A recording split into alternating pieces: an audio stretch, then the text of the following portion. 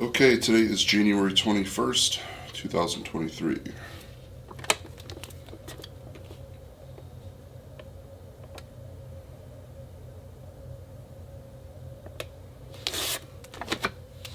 Current physique update.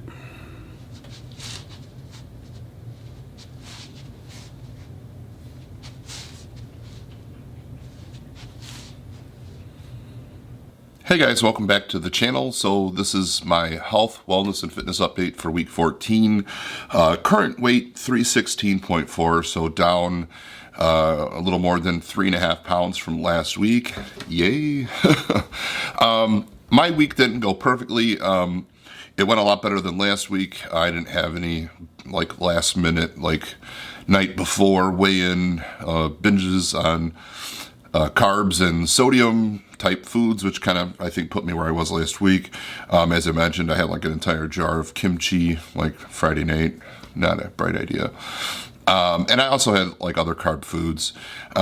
This week, I still had carbs, more so in moderation. Not all the foods I had, even the carb foods, were necessarily healthy foods. But I've been trying to be reasonable and moderate with the foods that I've had that are not on the diet.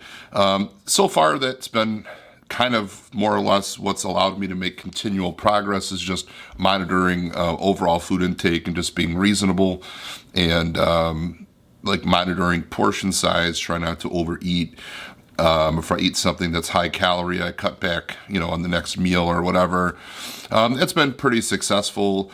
It's definitely not ultimately what my goal is, which is to eat more of a keto or carnivore style diet.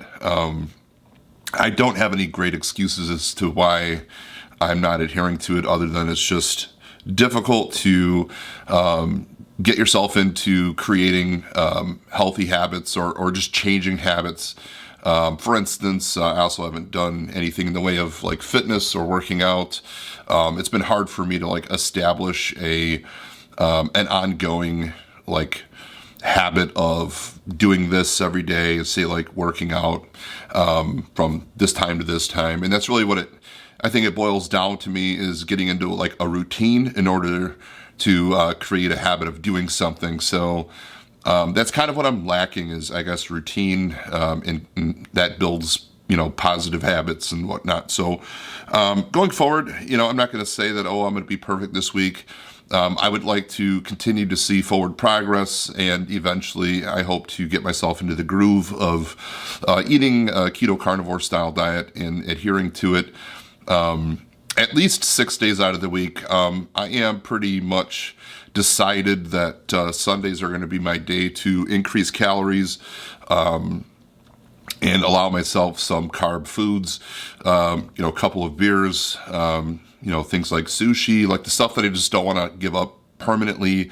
In previous diet attempts, I have found that, exclusion diets, especially when it's excluding things that you can't see yourself never having again, I think it makes it so that when you do fail on your diet, you fail miserably. I've also tried where I diet really hard Monday through Friday, and then on the weekends I let myself eat whatever I want. And that worked for quite a while. And then it just led to being sick of the extreme deficit during the week and binging on the weekends. So what I've kind of determined is I'd like to try to get back onto the really low calorie Monday through Friday schedule. It works really well because I have an established routine most of my weekdays.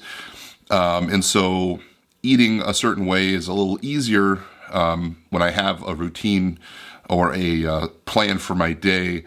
And then I'd like to Saturday keep foods keto or carnivore, although maybe raising the calories a little bit.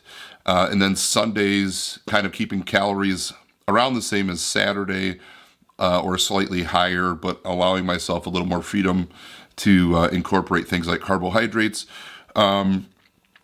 Overall, as far as health and everything goes, things have been doing well. I still monitor my blood sugar more or less constantly, usually first thing in the morning. I still haven't found that my blood sugar is normal in the morning. I mean, it's been, say like around like 120 pretty much every day. So it's still not normal.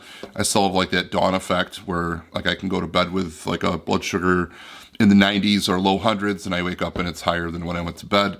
I'm still experiencing that.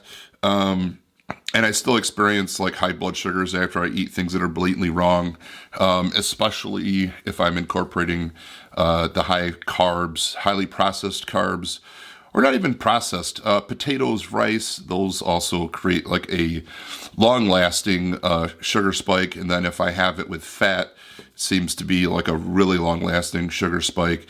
So I'll have like an elevated blood sugar for hours and hours. So knowing that, that's like one of the things that I've been avoiding in order to keep my blood sugar under control. I still take doctor prescribed metformin. I take that at 500 milligrams twice a day. Or sometimes if I don't eat anything in the morning, and what I'll do is sometimes change it so that I just take the 1,000 milligrams before eating a large meal in the evening. Either way, I'm not sure if one works better than the other. I do think it makes sense that if I'm going to be having carbs, especially in a larger meal, to have the higher dose all at once. Whereas I think during the daytime, that early morning spike of blood sugar, I think probably dissipates quickly. I don't test during the day, especially like at work, so I can't confirm this, but logically speaking, if I wake up with slightly elevated blood sugar, chances are during the day it's automatically lowering itself if I'm not consuming food. I usually don't eat much before like 11. That would be like my breakfast or lunch, however you want to look at it. It's whatever breaks my fast. Usually before that, it's just like black coffee and water on most days. So I don't really eat like a typical breakfast. I just, it comes really natural for me. I'm not really looking for a big meal first thing in the morning when I wake up. And so intermittent fasting has also been something that's easy for me to accomplish. Eating like 16-hour fasts, 8-hour eating windows, super doable for me. And that's kind of what I've fallen into. I'd love to get where I'm eating in a smaller window, but you know, socially speaking, an 8-hour eating window is really doable for anybody looking to do intermittent fasting. So anyway, there's lots of benefits to that, but we make a whole video out of that sometime. So this is just a quick update.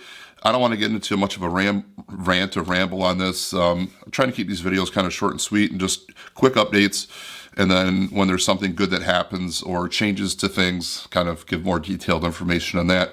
So as of right now, I'm just going to try to keep things reasonable and keep seeing forward progress, and then hopefully get myself into a situation where I can change some of my eating habits and actually start like following like the I guess the routine or schedule that I've been wanting to try. And I don't want to give all the details on that until I actually start doing it and seeing the success of it, so that I can be like here's the results and here's what I'm doing, and rather than talk about what I'd like to do and then not follow through with it. So basically, I'm just going to try to keep doing what I'm doing and be reasonable. And if I can, you know, bring myself to start doing the entire, I don't know what you want to call it, changes that I'm looking to implement into my diet. If I can successfully do it, I will share what I'm doing and maybe encourage others to as well, or do something like it. We're all different. We all respond to things differently. And we all ultimately have to find our own little path. And I just enjoy sharing mine with you guys. So anyway, if you have any questions, please feel free to ask in the comments. I try to get back to everybody. And please like, share, and subscribe. And I'll see you in the next video. Take care.